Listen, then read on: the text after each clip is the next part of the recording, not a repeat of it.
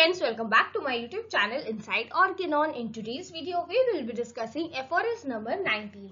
Let's see what Dr. Hahnemann has tried to explain us with the help of aphorism number 19. That मैं आप सबसे request करना चाहूंगी कि अगर आपने aphorism number 18 का एक्सप्लेनेशन अभी तक नहीं देखा है तो वो मैंने आई लिंक पे शेयर किया है, आप उसे विजिट करिएगा. I am sure that will be helpful. Also अगर आप मेरे चैनल पे पहली बार विजिट कर रहे हो और आप चाहते हो कि आगे के एक्सप्लेनेशंस के वीडियो आप देख पाओ तो प्लीज मेरे चैनल को सब्सक्राइब कीजिए और बेल आइकन प्रेस करिए ताकि आप इनसाइड ऑर्गेनॉन के अपकमिंग वीडियोस मिस ना करो. Let's get started.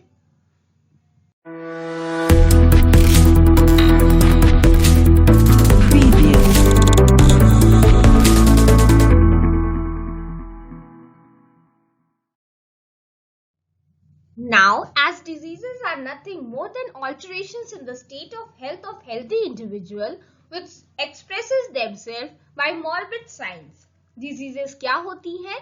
ये alteration है healthy state में, healthy individual के जो कि हमें express होती है, मतलब हमें दिखाई देती है through morbid signs. And the cure is also only possible by a change to the healthy condition of the state of health of the diseased individual. और क्योर किस तरह ऑब्टेन किया जा सकता है? जो ऑल्टरेशन ऑफ हेल्थ है उसी को अगर हम हेल्थी स्टेट को, पर्सन की जो हेल्थी स्टेट थी जिसमें ऑल्टरेशन आ गया है तो वो एक डिजीज कंडीशन कहला रही है.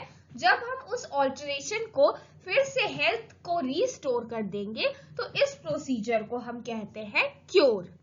It is very evident that medicines could never cure disease if they did not possess the power of altering man's state of health which depends on sensation and function.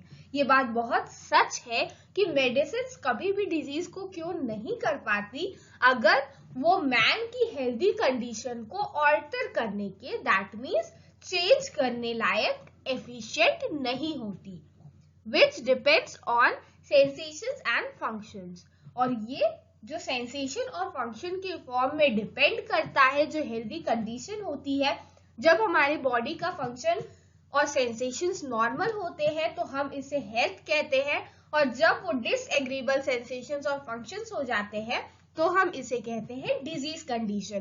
तो जब disease condition होती है उसको हटाकर जब health को restore किया जाता है, दैट मीन्स नॉर्मल सेंसेशन और फंक्शन को रीस्टोर किया जाता है तो हम इसे क्योर कहते हैं. और जो हमारी होम्योपैथिक मेडिसिन है ये इस क्योर को हेल्प करती है प्रोसेस करने में.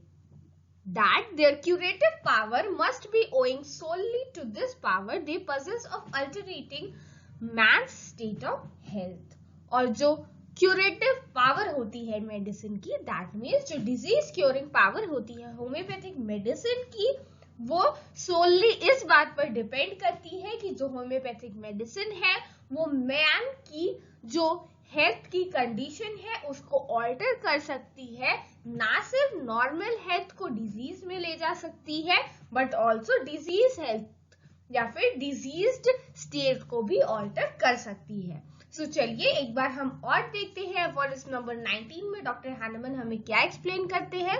सो basically in aphorism number 19 doctor Hahnemann has tried to explain that जो हमारी होम्योपैथिक मेडिसिन होती है उनमें क्यूरेटिव पावर सिर्फ इसीलिए होती है क्योंकि वो मैन की स्टेट को, दैट मीन्स मैन की जो हेल्थ की स्टेट है उसको ऑल्टर कर सकती है और जो कि जो डिफरेंट डिसएग्रीएबल सेंसेशन और फंक्शन है उसको ऑल्टर करके जो नॉर्मल सेंसेशंस एंड फंक्शंस है उनको प्रोड्यूस कर सकती है.